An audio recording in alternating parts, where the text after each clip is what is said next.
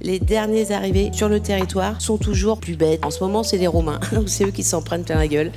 Dans cette vidéo, Blanche Gardin analyse avec humour la hiérarchie du racisme en France, où les derniers arrivés sont toujours les plus stigmatisés. Bon visionnage et pensez à vous abonner. C'est comme les initiatives qui visent à protéger les gens d'eux-mêmes. Je supporte pas ça. Comme les photos sur les paquets de clopes, là. Pourquoi on accepte de subir ça?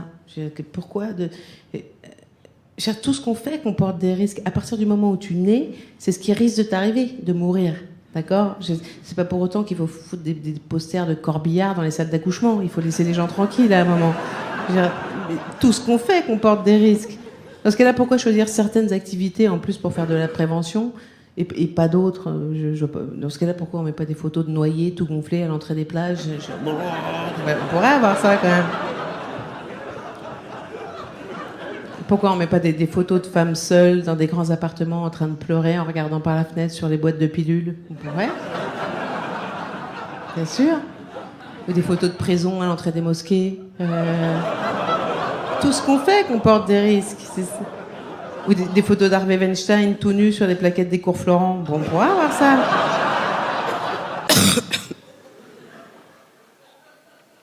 Moi, je vais enchaîner. J'avale, c'est pas grave. J'ai l'habitude.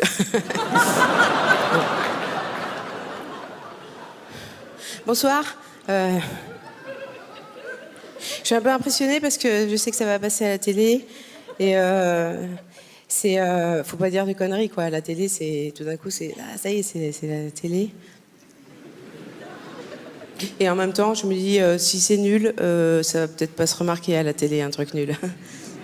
Alors, jamais t'entendras un mec dire vous avez vu hier, il y avait un truc nul à la télé.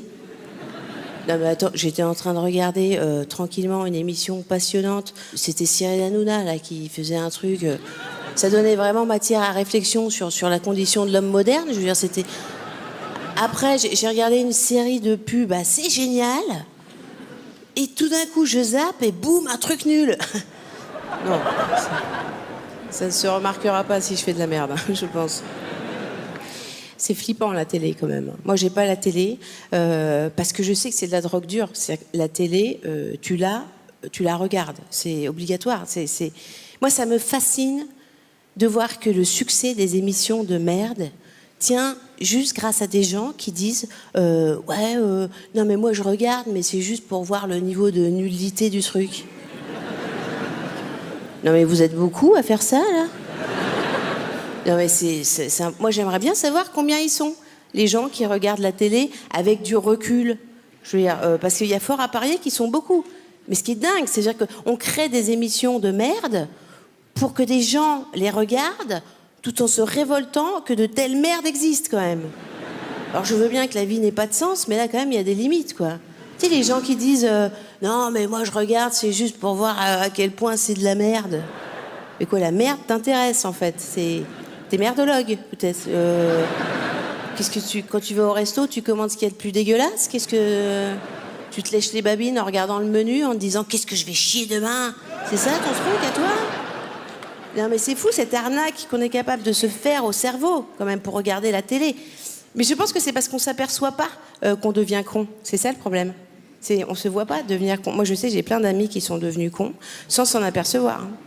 Je leur dis, t'es devenu con, Daniel. Et ils sont là, non, je crois pas. Si, t'es devenu con. Mais on se voit pas devenir con, parce qu'en fait, le cerveau, c'est un organe caché. Il est sous le crâne, on le voit pas se modifier. C'est vrai. Non, mais que tu bouffes de la merde tous les jours, tu te vois devenir gros. Hein, tu te vois dans la glace. Mais tu te vois pas devenir con. Tu t'en rends pas compte un jour devant le miroir de ta salle de bain. Putain, mais je suis en train de devenir complètement conne, là. Il faut absolument que j'arrête de regarder la télé, quoi. Non, ça se passe pas comme ça. Mais je veux dire, parce que moi, on me prend pour une nazie, du coup, pour une psychorigide. Je dis, mais non, mais c'est bien quand même, la télé. Moi, ça me vide la tête. Mais depuis quand se vider la tête, c'est une activité positive, quoi? Je veux dire, c'est une question que je pose, quand même. Non, c'est flippant, la télé. Et c'est encore plus flippant de passer à la télé, parce que c'est vrai que tu te dis, t'es juste une petite crotte de plus dans un océan de merde, quoi. Alors en plus, il y a un thème à la soirée. Je déteste les soirées à thème. Il n'y a rien de pire que faire tapisserie dans une soirée déguisée. Voilà. Le thème, c'est donc humour sans frontières. Qui a choisi ce thème ? Probablement pas un humoriste. Hein. Je veux dire, c'est pas un thème. Je veux dire, c'est un programme humanitaire à la limite, mais ça veut rien dire. C'est absurde. Ça n'existe pas. Humour sans frontières. Il n'y a pas d'humour.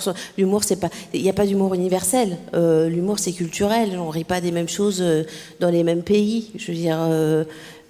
Humour sans frontières, il n'y en a pas. Enfin, il y a des frontières dans l'humour au sein de chaque pays, ça c'est sûr. Hein. En France, c'est les Juifs. C'est la frontière à pas dépasser. Par exemple. Aux États-Unis, c'est les Noirs. En Roumanie, c'est les Roumains. On peut pas rire des mêmes choses partout. Hein. Et au sein de chaque pays, il y a des frontières qui sont pas les mêmes dans tous les pays. Par exemple, en France, les Roumains, c'est pas une frontière du tout. Hein. Non, en France, les Roumains, c'est très marrant. C'est très marrant. Hein. Des mecs sans bras, sans jambes, qui font la Manche en plein hiver avec des bébés, c'est super marrant. Hein. C'est vraiment n'importe quel humoriste, il arrive à placer dans son spectacle « Donnez-moi !» Il cartonne, le mec. Hein. Il cartonne. Non, c'est vrai. En ce moment, parce que c'est les Roumains, en ce moment. Mais il y a une question de temps aussi, rire sur quoi. Parce que ça, c'est la loi des derniers arrivés sur le territoire. Les derniers arrivés sur le territoire sont toujours plus cons, plus sales, plus bêtes et plus dégueux que les autres. En ce moment, c'est les Roumains. Donc c'est eux qui s'en prennent plein la gueule. Jusqu'à la prochaine vague d'immigration, en fait. C'est comme ça que ça marche. Hein. Les prochains, ce sera les réfugiés climatiques. Ça va être eux.